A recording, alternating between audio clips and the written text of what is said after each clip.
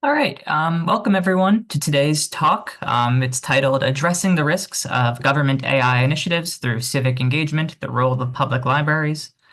We're privileged to be joined by two experts in artificial intelligence today. So we have Dr. Mila Gascó-Hernandez. Dr. Hernandez is the research director at the Center for Technology and Government and an associate professor in the Department Public Administration and Policy at Rockefeller College. We're also privileged to be joined by Dr. Ramon Gil-Garcia. Dr. Garcia, also a professor here at Rockefeller College, and is the director of the Center for Technology in Government at the University of Albany. So I'll pass it over to our guests in a moment. Before I do, though, I just want to lay out the usual ground rules. So if you have any questions over the course of our panelists' talk today, just throw those in the chat and I will read them out once we finish the presentations. Alternatively, if you'd like, you can use the hand raise function. I'll also be on the lookout for those. But yeah, I'll pass it over now to our panelists. We're going to start with Dr. Mila Gascó-Hernandez. Thank you so much, Connor. Just a little note, it is pronounced Mila, but I think that everyone in the room knows me, so no problem about that. But thank you so much for that introduction. Today, Ramon and I want to present the findings of IMLS-funded project that we have been working on in the last 1 year and a half. And we are going to hopefully present several of the most important findings, but also leave time for discussion, given that what we really want to talk about is how public libraries can play a role in engaging citizens in anything that governments do, and in particular in AI government-led initiatives.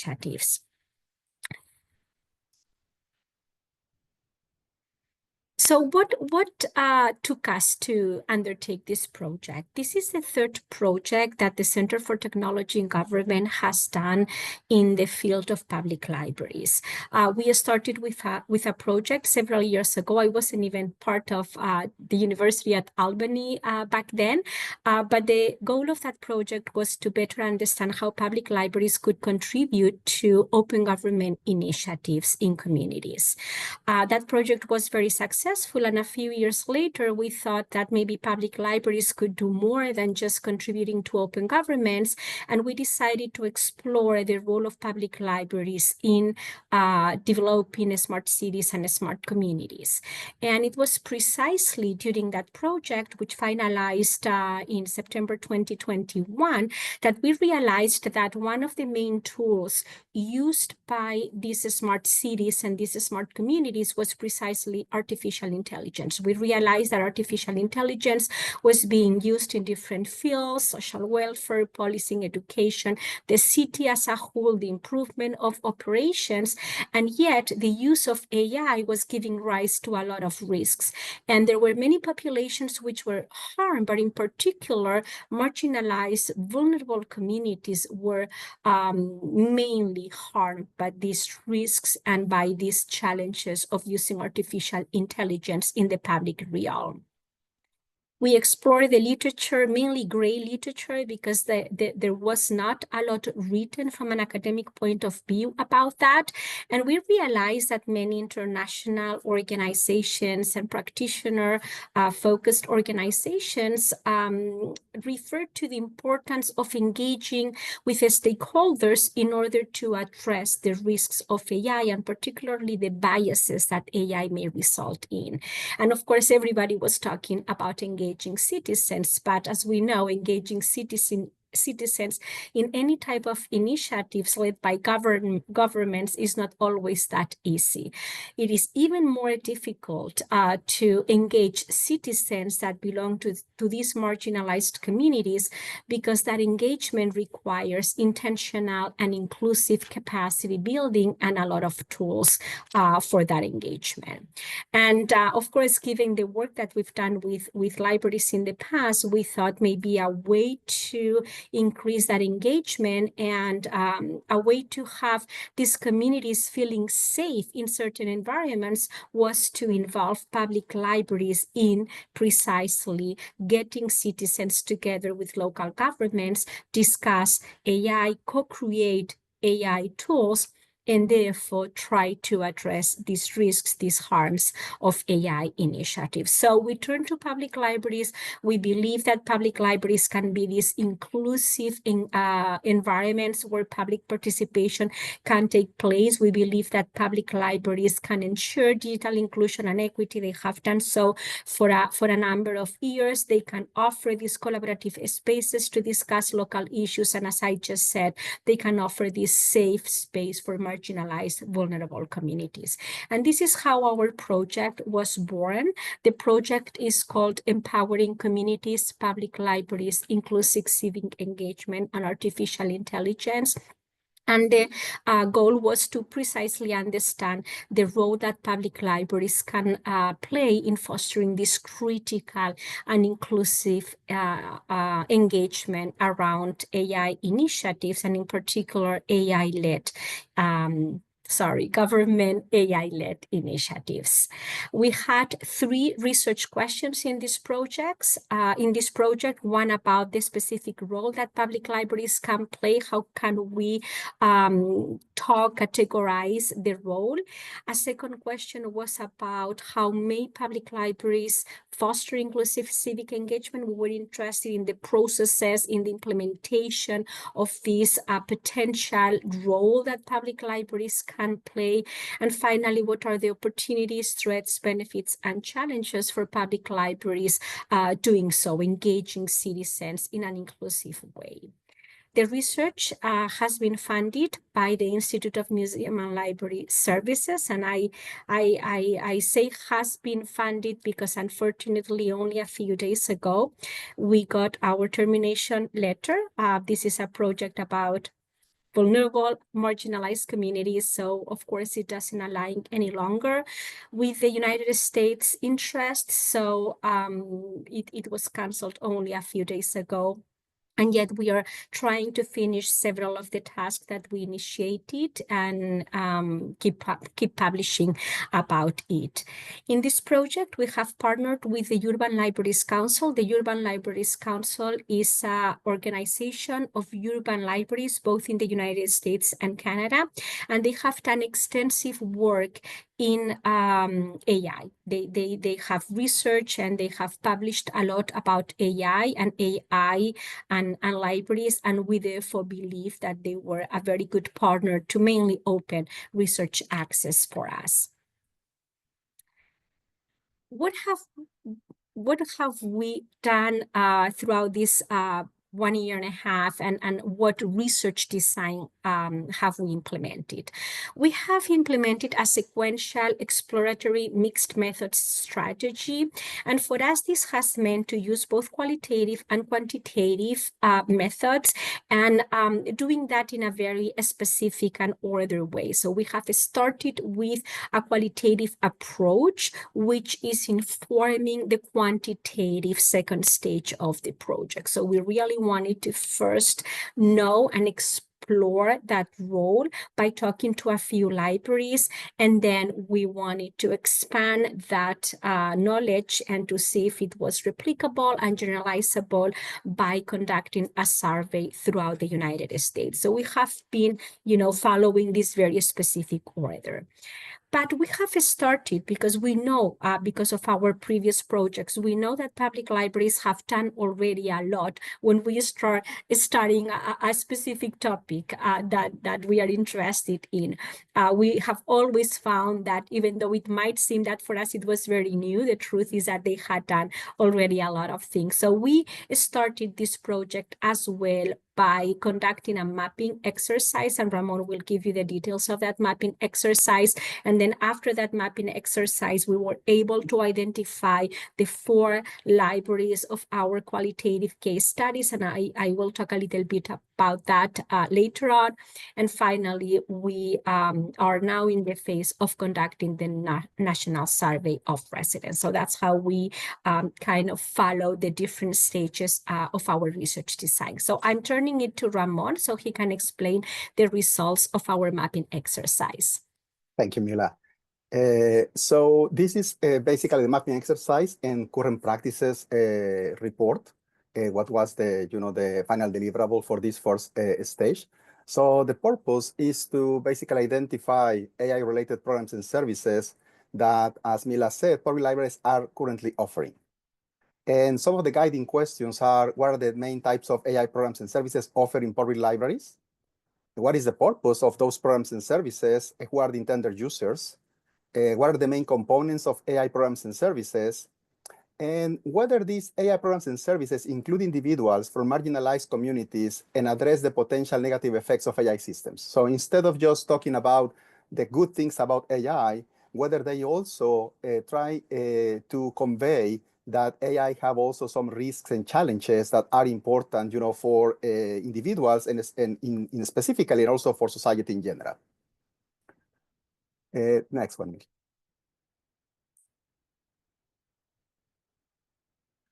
So for this, what we did is first search, publications from different library associations in order to identify some popular, programs that were related to AI. We also review the websites of all the members, 173 members of the Urban Library Council, to also try to find more of these experiences, specific programs and services that they were providing. And then we also conducted a broader internet search with specific keywords to identify additional cases. So this data collection took place between November 23 and February 24. And basically, we got 91 cases, 80 from the US and 11 from Canada. And we used an inductive approach to classify the cases according to the purpose and components of AI programs. So the idea was that, as Mila said, since there was not a lot of theory and previous research about this, we wanted to really try to understand what they were offering and how they were offering some of these programs from analyzing the data that we collected in these different cases. Next one. So in terms of the results, we found mainly two different types of programs. So some that were increasing awareness of AI. Here we have programs that provided basic information about AI, basically the definition of AI, some applications of AI, and some important potential benefits and risks to society, from the use of AI. And then the second type of program was training on AI. And this included sessions for adults, teens, and kids to learn how to use AI applications or how to code for AI. And not surprisingly, the most popular AI tool in the identified training programs is ChatGPT. Next one. Now, let me talk a little bit about some of the examples that we found. So first, in terms of increasing awareness, we divided them in 4 different types of activities: lectures and courses, seminars and conversations, exhibitions, and podcasts. For lectures and courses, we have this example of AI for Communities that was offered by the Brooklyn Public Library and the San Mateo Public Library. And basically, this was a series of courses for participants to understand the ethical issues and risks associated with algorithms. And the courses were designed to make learning resources and information available to marginalized and impacted communities, as AI presents many challenges to these communities, and was a partnership with an organization called Women in AI Ethics, which is a nonprofit organization. Then the second one, seminars and conversations. Our example here is Building the World We Want, offered by the New York Public Library. And this was an interactive seminar for the general public. And the idea was to examine the forms of global collaboration needed to address AI-related harms, such as inequality, privacy, and human rights. Then the next one is exhibitions. And here we have the Laughing Room in the Cambridge, or provided by the Cambridge Public Library. And this was an exhibition, an interactive exhibition, in which participants enter an artificial intelligence room that recorded and analyzed their conversations. And then if the algorithms consider the conversation were interesting enough, the room would generate laughing sounds depending on the context of the participant's conversation. And the idea was to prompt people to reconsider the impacts of constant surveillance and classifications made by AI in modern society, since they would agree or not with what the AI thought was something, interesting. And then we have podcasts. And here we have the example of the Hitchhiker's Guide to AI Galaxy, provided by the Knox County Public Library in Indiana. And this was co-hosted with entrepreneurs from multiple industries. And the series tried to cover 4 primary topics related to AI. 1, the history and definition of AI. 2, common uses of AI across both the private and the public sectors. 3, ethical and regulatory issues in AI applications. And 4, future scenarios of AI evolution. So these were the ones related to increasing awareness. Now we go to the next slide, and we are going to talk a little bit about the technical training. In technical training, we have mainly 2 types: hands-on workshops and maker spaces. In terms of the workshops, we have first ones that were related to specific applications of AI tools for certain purposes. Our example here is using ChatGPT for an effective resume and cover letter offered by the Brooklyn Public Library. And as you can imagine, was exactly that. The idea is to demonstrate how to use ChatGPT for building resumes and writing cover letters. And participants were encouraged to bring their resumes to use during the session because they wanted this to be something realistic and that could be also helpful for people. And then we have AI coding. And here we have the example, as an example, the after-school AI offered by St. Joseph County Public Library. And here, the idea was, these were collaborations with local high schools. It was not only in this library, but in other libraries too. And the idea was to teach kids over the age of 8 years old artificial intelligence and machine learning through games and activities in such a way that we can engage also people when they are very young, and that they might be also interested, in artificial intelligence more in general.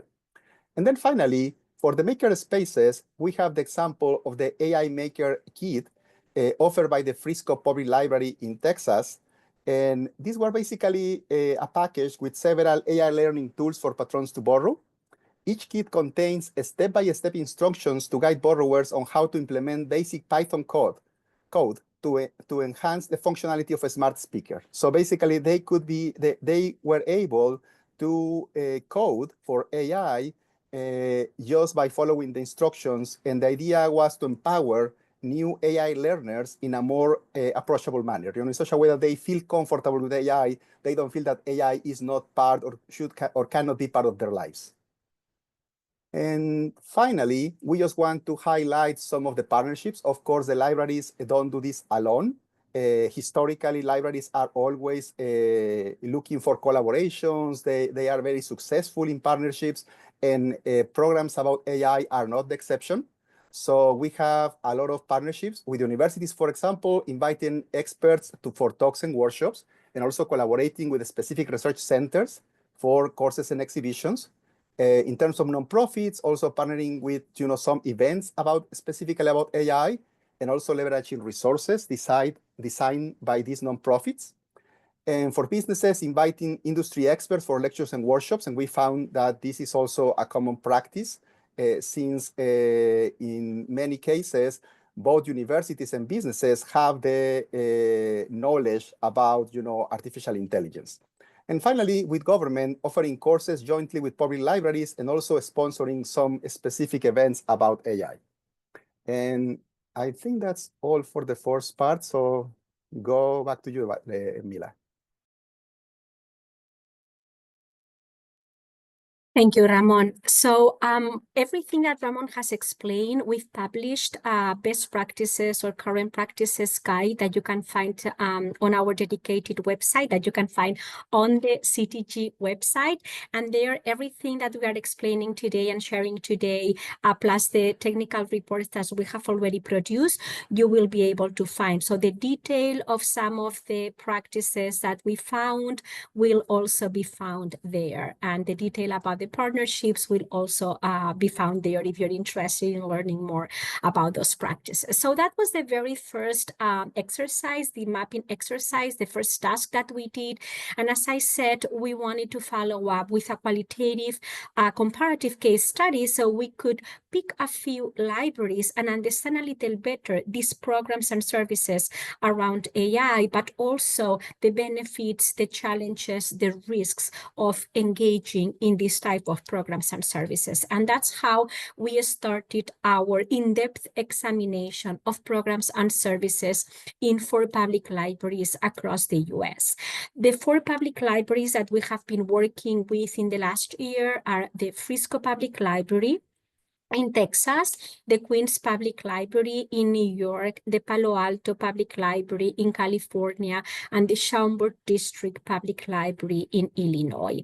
And if you know them a little bit, probably you know Queens because it's closer to us, Palo Alto because it's a very popular library that has been very innovative in the past.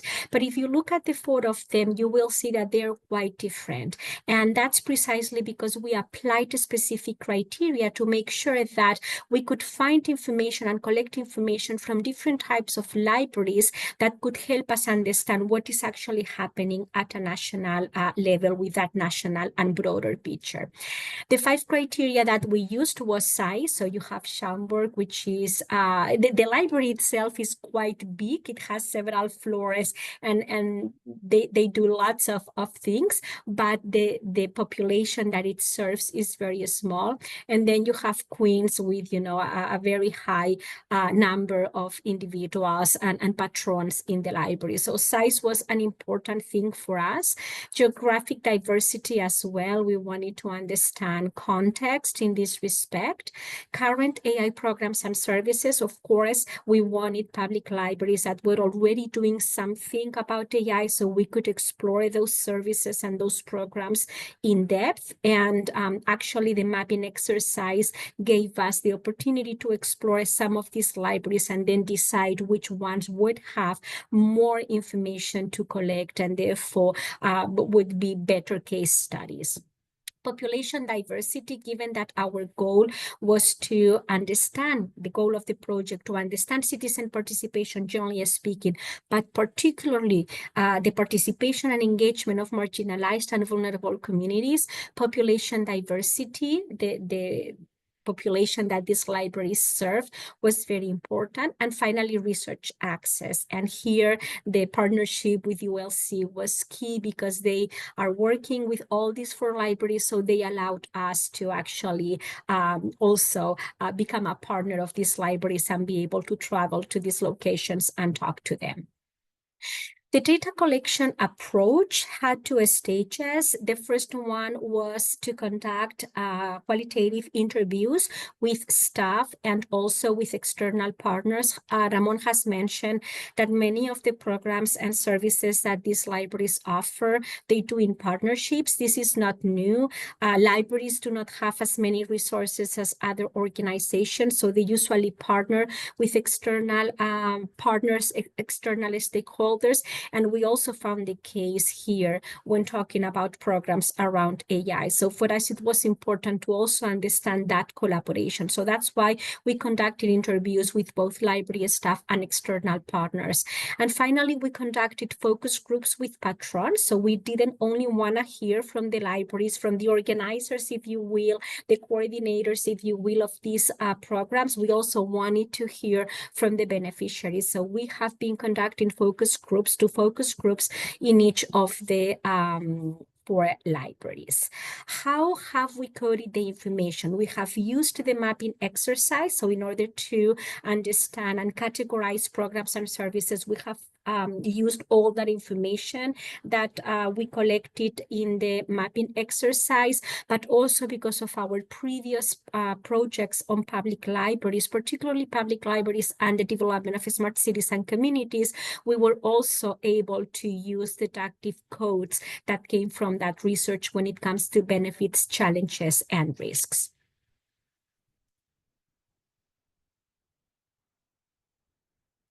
So what have we found in these interviews, in these focus groups? When it comes to benefits, we have differentiated between benefits for libraries and benefits for the community. For libraries, we have found 4 types of benefits: attracting more patrons. There is usually, public libraries try to engage with the whole community and therefore with the needs of different individuals in the community. But of course, it's not always possible to do that because there are many needs in the community. So when adding to their portfolio of programs any types of AI projects, AI programs, AI services, they were actually expanding the population that they were able to reach with their activities. So in that respect, they told us we are attracting more patrons that in the past we have not been able to serve as well as our traditional populations. Another benefit has been to create stronger linkages with the community. Again, this goes back to the fact that they are partnering with a lot of stakeholders. Ramon was sharing with you a few practices that had to do with engaging kids in coding, for example. Clearly, for those type of programs, public libraries are engaging with other important community stakeholders, such as schools or the school districts. So bonding and strengthening those partnerships has bring to those public libraries more resources and has brought also more visibility, and therefore it has reinforced the role that public libraries are playing in the community. Media exposure has also been important, particularly because nowadays we hear a lot of AI, and AI is everywhere. When a public library is doing something about AI, the media is also capturing that, and therefore it's bringing attention to the public library. And as all of the public libraries told us, it is very important for them to stay relevant in the 21st century. And by showing that they're able to offer these types of programs about AI, which is a relatively new topic, maybe not for us, but clearly for the communities, they are also showing that they can stay relevant in the 21st century, and clearly they can go beyond lending books and maybe just, getting access to computers and a few basic training courses. But these courses and these programs have also brought a lot of benefits for the community. And here I am going to share basically I can also share what the interviewees told us from their point of view, but here I am mainly going to share what the patrons and the focus groups told us about the benefits. And I have to start saying that most of the people that participated in the focus groups had no knowledge about AI prior to their participation in this program. So they were, approaching AI for the very first time. Then I would ask, but you use Siri or you use Alexa, and oh yeah, I do that, but they never made the link that can be somehow related to AI. So they really came to these programs and to these activities with no prior knowledge about what AI was and what AI could do for them. I have to say that there were a couple of exceptions, very technical people working on technology companies or the technology industry that, could contribute in a different way. But most of the people that we talked to had that prior background with no knowledge about AI. So for them, clearly what we found in the mapping exercise was what they were benefiting from. Raised awareness about AI. They were learning about what AI was, very basic information about what AI can do, but also about the risks of AI. And it was, this information was being provided in a very accurate way. That means that they were trusting the public library as a good source of knowledge that was going to provide this objective information about the pros and cons of AI.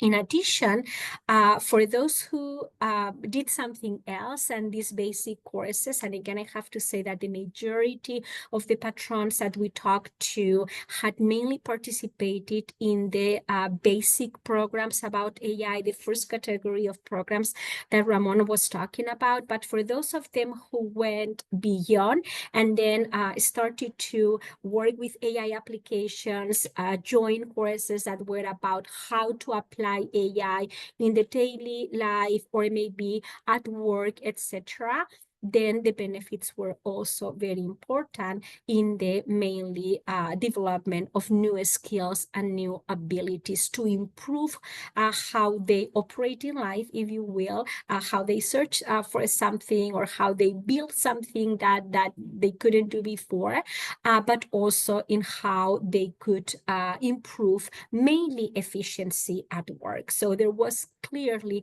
a new development or a development of new skills. In terms of costs and challenges, I have to say that we haven't seen anything different from what we have seen in previous projects and in previous research about public libraries. Because we are talking about AI, clearly there was a cost related with the technology in terms of infrastructure, software, necessary licenses. If you are going to teach about ChatGPT, for example, you don't need the computers, you don't need to install or to have ChatGPT and to use it, and you need the speed there. So the course is not boring, right? So you do need the technical and the technology infrastructure to be able to offer these programs and services. And several of the public libraries had to upgrade more than, acquire for the first time, upgrade what they had. Clearly, there is a need for a staff training. So in our conversations with the public library staff, mainly, they were telling us about patrons not knowing a lot about AI, as I shared before, but also about librarians themselves not knowing a lot about AI. So they had that feeling that they had to do something about AI to serve, new patrons, to stay relevant in the 21st century by addressing important topics, but yet they also felt they didn't have the training and they didn't have the knowledge that was needed to be able to implement these programs and services. So several of the public libraries that we talked to trained their staff, and that was a cost, and also brought partners into these courses, into these programs and services, and therefore they had to pay for those honoraria. Most of the partnerships were not for free, which is also important. They kind of, were hiring or contracting someone, and therefore they had to pay for those services as well. In terms of challenges, we found two important categories of challenges. One of them is about promotion. So yes, they were serving, as I said before, not a new population, but, a part of the population who was particularly interested in AI. But at the same time, public librarians also acknowledge that topics around technology, generally speaking, let alone AI, are not easy to sell. So it was difficult for them to engage patrons and to reach out to individuals that traditionally are hesitant, as you can read in the slide with new technologies. If I go back to the focus groups that we have had, I would say that 90% of the patrons who participated in those focus groups were seniors. Most of them were retired, and most of them were, over 65 years old. That population is difficult to reach out to, particularly when we talk about new technologies.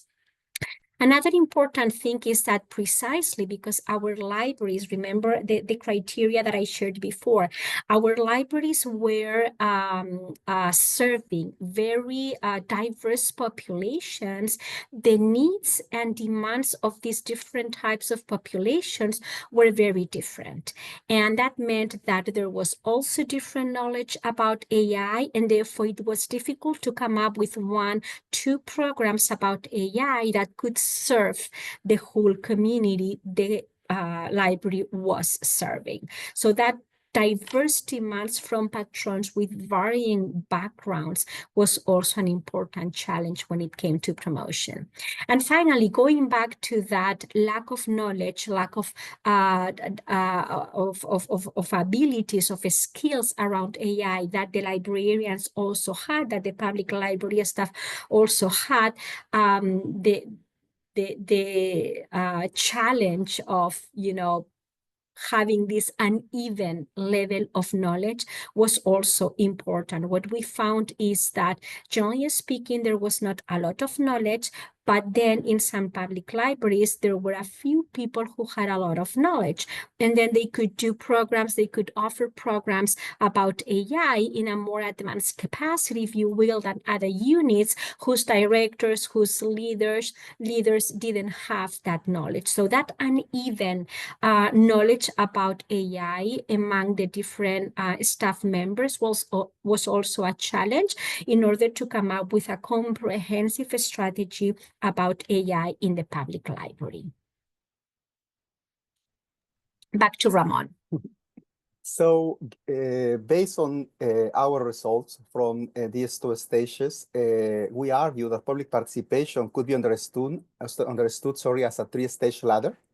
Raising awareness would be the first step, building competencies would be the second step, and then facilitating civic engagement would be the third step.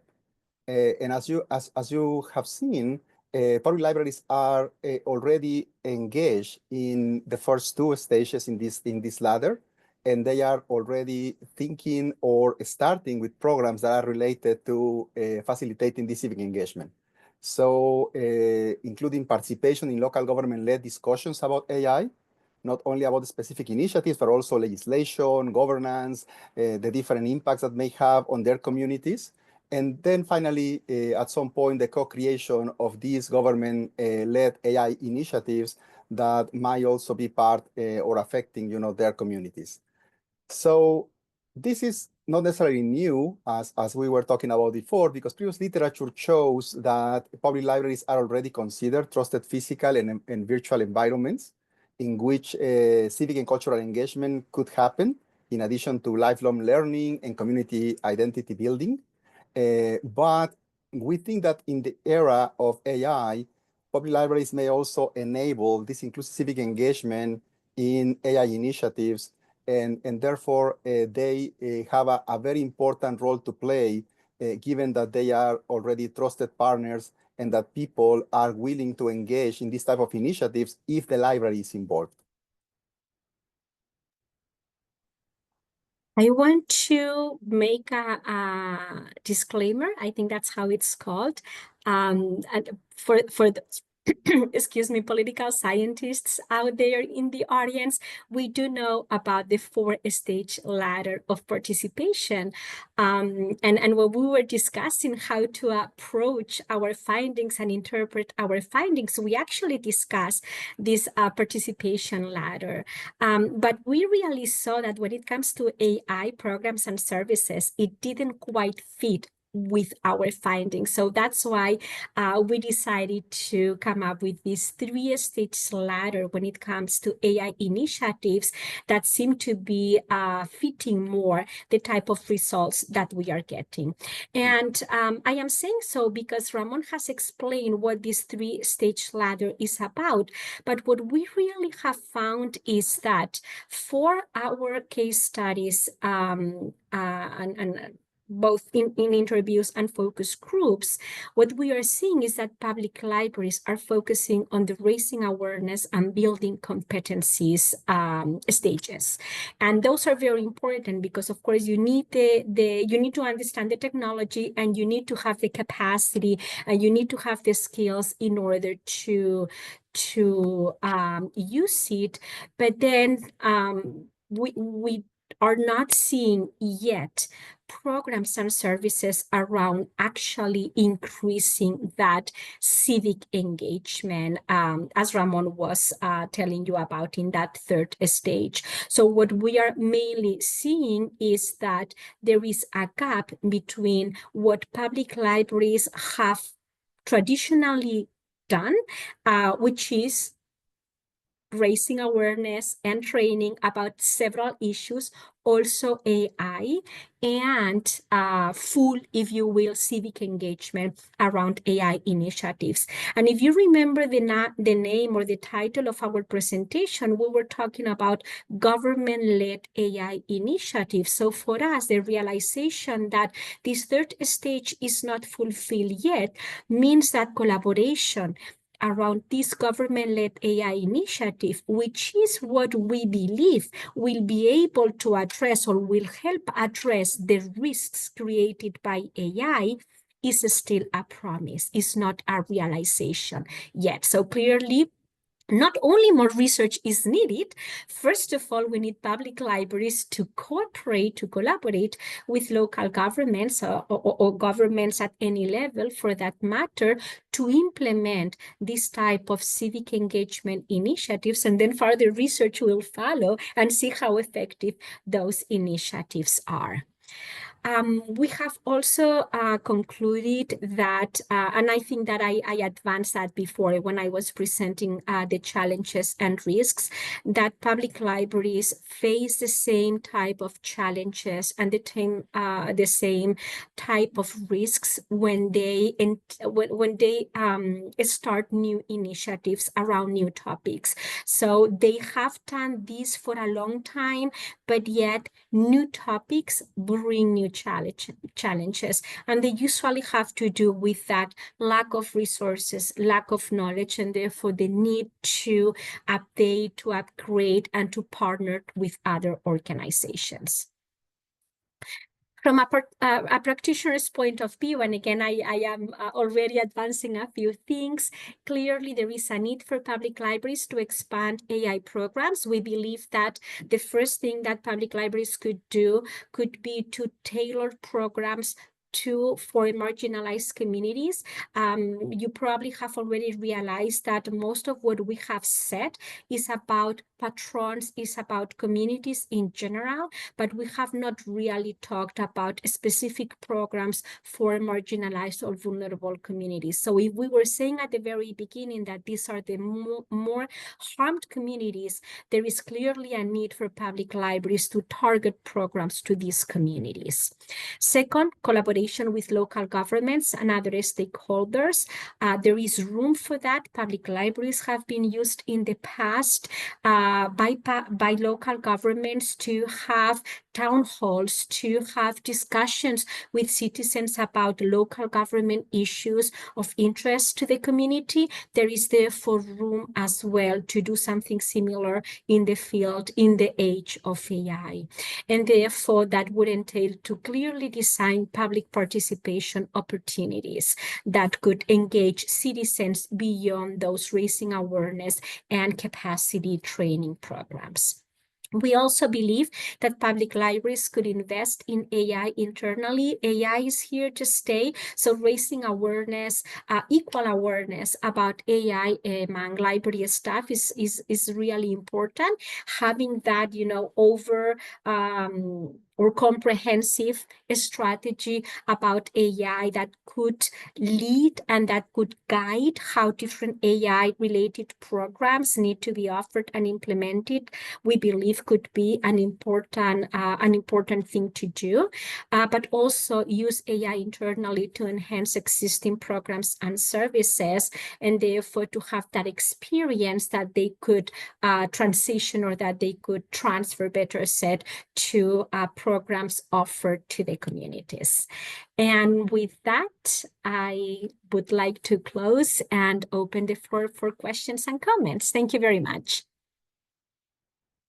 Yeah, thank you so much, Dr. Gil-Garcia and Dr. Gascó-Hernandez, for your presentations. So we're going to proceed on to the Q&A segment now. So for those of you who came in late, if you want to, it looks like we already have a hand raised here from Dr. Ray Kozlowski here. But if you have questions too, you can also put them in the chat. We'll turn it over to Dr. Kozlowski. Hi, Ramon and Mila. Fascinating presentation here. And the one thing that I was, in terms of both the kind of marginalized communities in terms of what you're looking at, and then also in terms of kinds of AI. So basically, much was about ChatGPT, as you mentioned, right? And that's what the focus, and that's what gets the attention in the newspapers, and again, large language models. But what about other forms of AI? And particularly, again, when you're talking about government-led AI initiatives, one area is with law enforcement organizations, and how law enforcement uses AI. And I was wondering if, for example, if there was any discussion of law enforcement use of facial recognition technology, AI-powered facial recognition technology, which basically compares a facial image, whether from a video, from a Macy's or something, or a traffic camera, right, with images that have been scraped off the web from social media or wherever, but are used to identify individuals, again, in a public place, in a store, in a crowd, in a protest, or anything else. I think I can let Ramon answer that question because he's working on a paper on that topic with one of our students. Yes, so thank you. So I can start first with kind of how it's related to the project. So I think that, as Mila said, libraries are not doing a lot of those conversations yet. Although we found, a couple of examples in which they are at least engaging with people in terms of AI more in general, and then how those applications might affect them. And that specifically was with Queens Public Library. But then also, when we talk to the different staff members, I think that they have ideas of how to do this and what are the topics that are important to them. And so they sometimes mention housing, for example, in the case of Palo Alto, because for them, housing is very, very important. Homelessness is also important. And so I think that these conversations had not happened, but they may happen in the near future. And actually, that's one of the things that we were trying to understand in this project, to what extent libraries can be this trusted partner, these spaces for people to have these difficult conversations. Now, in terms of facial recognition and predictive policing, for example, which are two technologies that are being used in many jurisdictions, now, one of the things that is important is to understand the impacts of these two technologies on specific variables like arrest disparity, for example. And so the paper that Mila was talking about, we are trying to understand that not only in which situations police departments decide to use these type of technologies, but also how these technologies may have important impacts on the community in terms of arrest disparity, for example.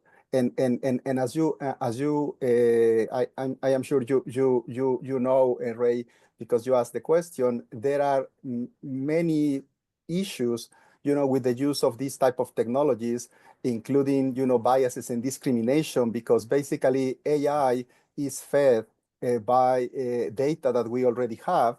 And those data sets might already include historical biases towards certain populations. Thank you very much.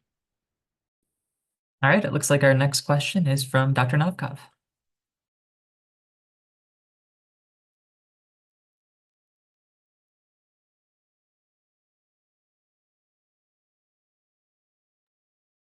Oh, Dr. Okay. Well, looks like she has. Julie.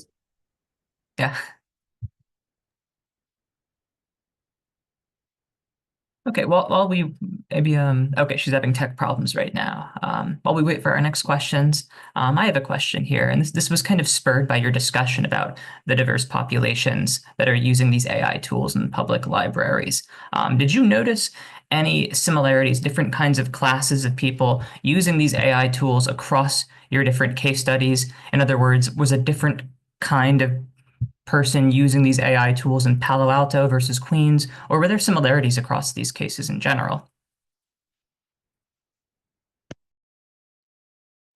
I would say that they were very, very similar. When it comes to training, the main application that is being taught and that people are experiencing with is ChatGPT. And actually, most of the conversations with patrons were about what they learned about ChatGPT and how to make questions and prompts, etc., and how useful it was.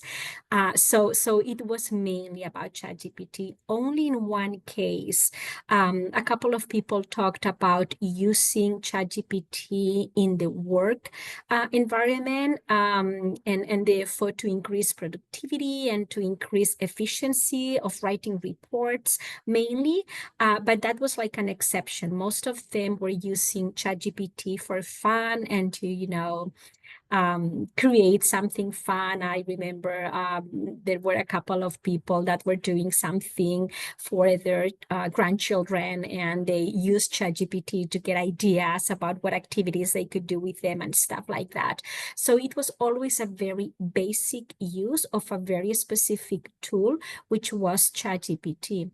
Also, when talking to librarians, they told us that they were mainly offering ChatGPT related courses because that's what people are demanding. Because when they think about AI, that's what they are hearing AI is about. And therefore, that's where they're coming back to the library to demand and request.